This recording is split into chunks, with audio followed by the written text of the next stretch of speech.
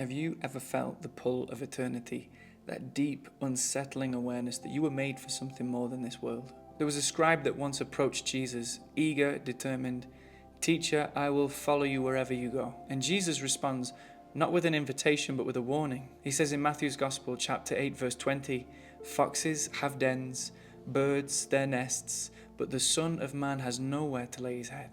These words are heavy with meaning. Jesus, the very image of the invisible God, had nowhere in this world to rest.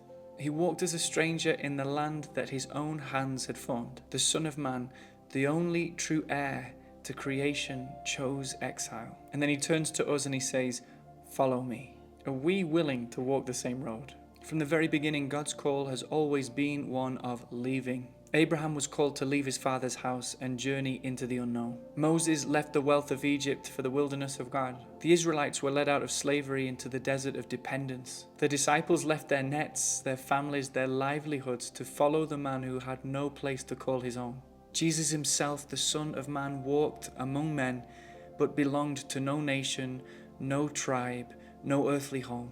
This is the pattern of the kingdom. God calls and we leave. We leave familiar for faith, security for surrender, comfort for the cross. And every time the choice stands before us, cling to this world or follow him into the unknown. Another man came to Jesus with a request filled with duty, honor, even love. "Lord, let me first go and bury my father." But Jesus' answer cuts through every human expectation. "Let the dead bury their own dead. You follow me."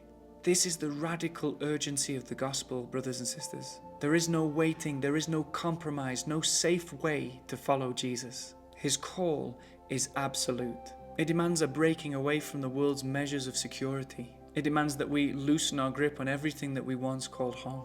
It demands a surrender so complete that not even the most sacred of human obligations can come before him. Jesus isn't looking for those who'll fit him in. He's looking for those who will forsake all. The Son of Man had nowhere to lay his head, not because he was unwanted, but because he refused to root himself in a world that was not his home. John chapter 17 verse 16 reads, "They are not of the world, just as I am not of the world." To follow Jesus is to enter into a homelessness of the soul, is to become a pilgrim, a stranger, an exile in a land that cannot contain eternity. It's to live with open hands, to walk without clinging, to hold on to nothing too tightly except for him. The world will call it foolishness. It'll urge us to settle, build, grasp at any kind of security we can find. But Jesus calls us to release. And in that release we find something greater. The deep, unspeakable rest that comes from knowing we belong to him. What holds you back? What still anchors your heart to this world? What do you fear losing? Jesus never promised safety. He never promised comfort. He never promised a place to call home. But he did promise himself, and he is worth everything. The Son of Man has nowhere to lay his head. Will you follow him?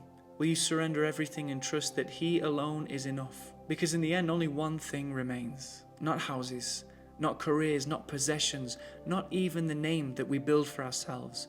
Only him. And those who followed, those who abandoned all to walk in his steps, will find themselves finally home.